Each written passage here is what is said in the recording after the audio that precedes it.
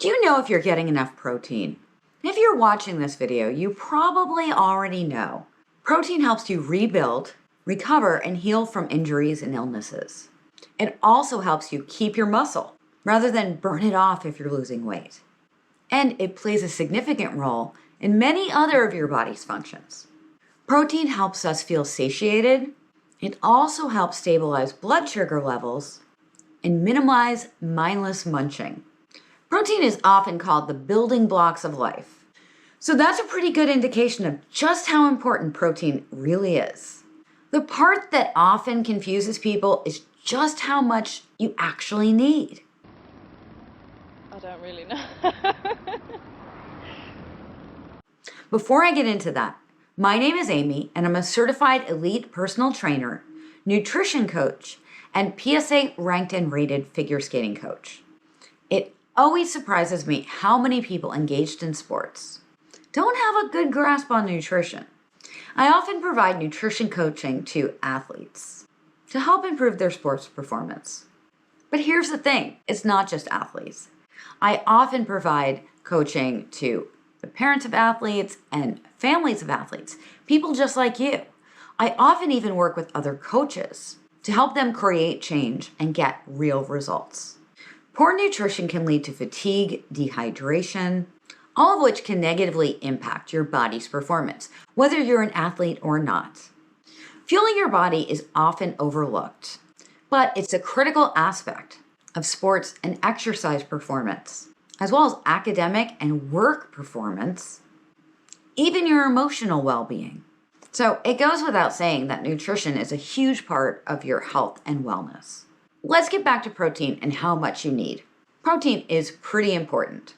When the goal is to build or maintain muscle and burn fat simultaneously, like when you want to lose weight, protein is a priority because all of our muscle consists of protein. And muscle tissue is one of the most active and energy-consuming tissues in the human body. 1 kilogram of muscle can actually burn 100 calories a day. And nowadays, many of us have passive or sedentary lifestyles.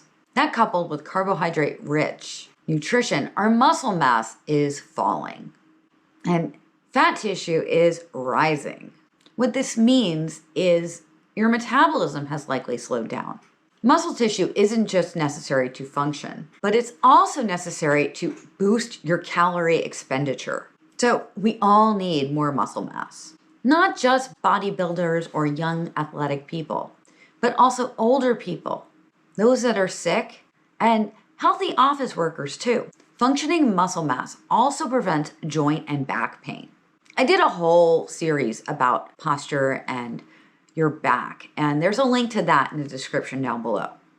Eating extra protein consistently provides a signal to our bodies to grow more muscle mass.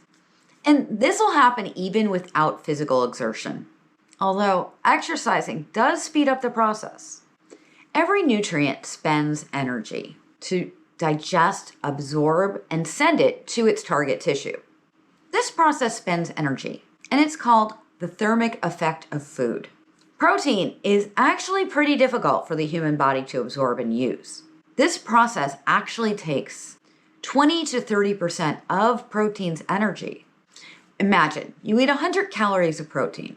That automatically adds 20 to 30 calories to your energy expenditure, just like that. Might not sound like much, but getting this extra 20 to 30% from day to day, week to week, month to month, year to year, it will add up to a large number from doing nothing at all. Not to mention it also helps you to build muscle. Eating protein has another really cool side effect. It slows down food digestion, keeping us full much longer. Have you ever eaten a sugary food and felt hungry just an hour later? Leave me a comment down below if that's happened to you. This rarely happens with quality protein. Eating enough high-quality protein with every meal can keep you feeling full for hours. So it's easy not to feel hungry by eating a protein-rich diet. And when you feel continuously full and energetic, It lowers your risk of snacking and binging. There's a process that takes place in our liver called gluconeogenesis. This means our liver turns protein, or amino acids, which are the building blocks of protein, into glucose in the case of a carbohydrate deficiency.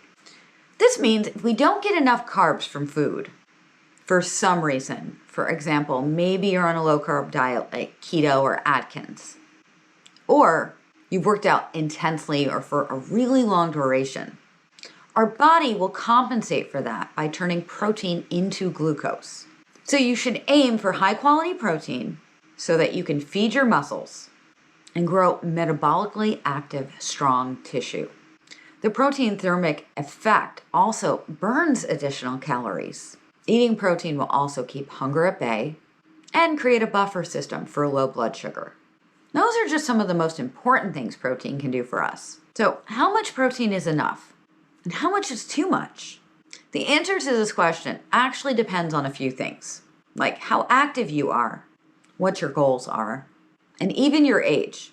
When it comes to how many grams of protein you need each day, it can be anywhere from 0.36 grams per pound for untrained but healthy adults, all the way up to 0.6 or 0.9 per pound of body weight for people who are doing high intensity training. To keep it simple though, the range is 10 to 30% of your daily calories. Very few people actually have a protein deficiency, but getting enough protein for their goals is a whole other story. So for example, I aim to eat 0.9 grams of protein per pound of my body weight. That's 2 grams per kilogram of body weight. And for most people, that's about twice as much as their typical diet.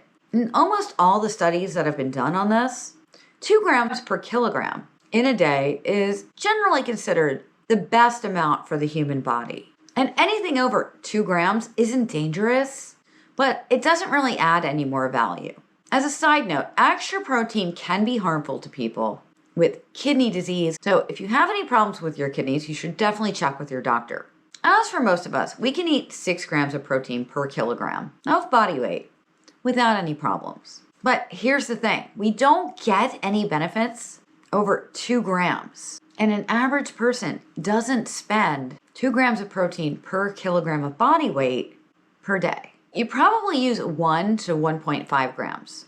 That being said, we do maximize protein metabolic effect, and we create a buffer mechanism for carbohydrate deficiency when we consume higher amounts. That's why I usually aim to eat 2 grams per kilogram of body weight per day. The more we eat, the better the metabolic boost, and the more fat will burn naturally. Here are some signs that you might need more protein. It's important to note that all these issues can also be related to other health conditions. So it's always a good idea to speak with your doctor if you're noticing any of them. Number 1, you feel hungry even though you're eating enough. Among many other things, protein helps us feel satiated, so we don't get hungry as often during the day. Number 2, your bruises are taking longer to heal than you would expect. Or you're feeling like your workout recovery is slower and you're more sore than usual. This is because collagen that's found in connective tissue plays a role in helping our body heal and repair itself. And collagen is found in protein. Number 3, you notice that your hair, skin, and nails are lackluster. Or maybe your hair isn't growing as quickly or isn't as thick as it usually is. And this is because your hair, skin, and nails are made up of proteins like elastin, collagen, and keratin. Number 4, you feel sick and tired and weak. Studies have found that not eating enough protein for even just a week can affect your muscles, especially those responsible for your posture and general movement. Protein also helps your body maintain its muscle mass if you're losing weight, which can be really important for keeping up your strength. Number 5, your mood. Protein plays a significant role in all the chemical and enzymes in your body. That includes neurochemicals that can affect your brain and your mood, like dopamine and serotonin. those are just a few signs that you might not be getting enough protein. Now let's go deeper into how to eat more protein and from what sources. The first thing you should know is that the quality of protein differs significantly. For example, protein from broccoli, and yes, broccoli does have protein, is a lower quality than protein from eggs. It's called the amino acid score. Basically, it means that the higher the score, the more beneficial amino acids the protein consists of are. For example, we can only use some of the broccoli protein because it doesn't have many of the amino acids that make up our muscles. On the other hand, eggs have complete coverage of amino acids, and our bodies can actually use them better. But the amino acid score isn't all there is. We also have to consider what comes with protein. There's never just lean protein in nature. For example, if we eat processed meats like sausages or lunch meat, we get processed fat and potentially harmful additives. But when we eat wild-caught salmon, we get pure protein with excellent quality omega fats. So the first thing you should do is fill your diet with proteins that have a higher amino acid score from quality sources. What exactly does that mean? Well, the best quality natural sources are wild-caught fish and crustaceans. Fish also has unique omega-3 fatty acids that you just can't get anywhere else. Organic pasture-raised eggs. This is often called a perfect protein with lots of good fats and micronutrients. And when you get organic and pasture-raised eggs, you're ensuring that they are of the highest quality. Organic chicken and other poultry, organic dairy like Greek yogurt, plain Greek yogurt, grass-fed beef, and also protein supplements, but we'll talk about those later. So the most significant portion of your protein should come from those sources. What other or secondary sources are there to fill your protein needs? Nuts and seeds, which will give you decent quality protein, but also good fats, minerals, fiber, and other micronutrients. Legumes, lentils, and beans, oats, quinoa, and some other plants too. Knowing all this, how do you get to eat this amount of protein? By planning. We're all programmed to eat lots of carbohydrates, biologically and socially. So we have to work a little bit harder to get our protein consumption up. The best way is to start planning ahead and writing down the amounts. You should start by using your hand. Make sure that every meal you have at least the size of your palm for women, and for men, the size of 2 of your palms at every meal. So, for example, 2 to 4 eggs for breakfast, 1 can of tuna packed in water for lunch, 1 to 2 chicken breasts, depending upon their size, for dinner, and 3/4 of a cup to a cup and a half of plain organic Greek yogurt for a snack. You can also think of ways to raise the protein content in your food. When making oatmeal for breakfast, you can add some organic Greek yogurt to it. Just swirl it in. Beans like chickpeas are another inexpensive option you can add to every meal. I always put chickpeas in my salad. Third, you can use protein supplements. These are powdered protein forms that come from eggs, milk, or plants like hemp, soy, rice, peas, even oats. And depending on the brand, they also contain other ingredients from vitamins and minerals, flavorings, sugar or artificial sweeteners, thickeners, and more. The amount of protein they contain can be from 10 to 30 grams. You can stir a scoop of the powder into a glass of water or your favorite plant-based milk, unsweetened, of course. Use them in smoothies, recipes, or mix them into foods like oatmeal. So they can be really beneficial to someone who wants to boost the amount of protein they eat, but doesn't want to eat a lot of protein-rich foods. They're also great if you're busy and need a quick meal. They can also be an option for your post-workout snack. But do you need protein powder? Controversial answer alert here. Technically, you don't. Yes, it can be helpful, but protein should be a supplement to your diet. not a key player. Plus, it's a processed food. Protein supplements might be missing some of the whole food benefits, like micronutrients, which your body needs to operate at an optimal level. They aren't designed to be a significant part of everyday nutrition, but more of an add-on to help you function optimally. Knowing all this, how do you choose the right protein powder for you? There are tons of protein powders out there. It's a big industry. And if we explored all the benefits of each kind of protein, I'd easily be talking for hours or days even. And you don't want that long of a video. One thing that we've already talked about is that proteins are made of amino acids. So some protein powders, especially the plant-based ones, don't contain all the essential amino acids to make a complete protein. Or they might be low in certain amino acids. But if you eat a well-rounded diet, chances are you're getting those amino acids from another source. Let me help you break it down here. And let's talk about specific kinds of protein used in protein powders. Milk-based protein powders, like whey protein, for example, are the most popular and have been for years. They're the most easily used by your body, making them the go-to choice for many people. But if you have issues digesting dairy, these can upset your system. There's also egg and meat-based protein powders, but oddly enough, these aren't always complete proteins either. The same goes for collagen protein. It's not a complete protein. Still, it does have other possible benefits for your skin, your joints, and bones, depending, of course, on what kind of collagen it is. Now, let's talk about plant-based options. There are more options than ever before, from pea protein to rice, even pumpkin seed.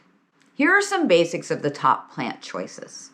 Pea protein is a relative newcomer to the protein market, but it has the bonus benefit of being a great source of iron. Even better than whey protein, hemp protein is easy for your body to digest and use. It also contains a good amount of omega-3 fatty acids and fiber. And brown rice protein is a popular choice.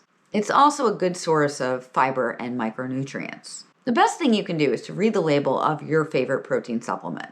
Look at the sugar content, the list of ingredients, paying special attention, of course, to artificial ingredients and sweeteners, the calorie load, and whether there's any other added benefit you're looking for, like fiber or probiotics. I love the options available from Garden of Life. I actually have this one right here. This is the one I like to use. It's the organic plant-based protein. They also have a new one that's a grass-fed protein that I haven't tried yet. There's a link to those in the description down below. It takes a little practice to add protein to your diet, but if you do it purposefully with intention, over time, it will become more intuitive. Now, I've got a bonus tip for you to help you optimize your protein intake. Research demonstrates that spreading your protein intake out over the course of a day is the best bet for making the most of what you take in. So my tip is to make sure that you're eating something with protein in it in every meal. How are you going to add more protein to each of your meals? Leave me a comment down below and let me know. And if you need some new delicious breakfast ideas that are protein packed, I have my free brand new cookbook, The Protein Packed Breakfast Guide. Just go to amyricka.com/freebies. You can get your copy right there. And there's lots of other stuff there too, and you don't just have to pick one. You can choose as many of those as you'd like as my gift to you for watching this video. If you like this video, please give it a like and share it with your friends and on social media too. And if you're new here, be sure to hit that subscribe button and tap the bell so that you never miss a video. This is Amy. Thank you for watching. I will see you real soon. Bye.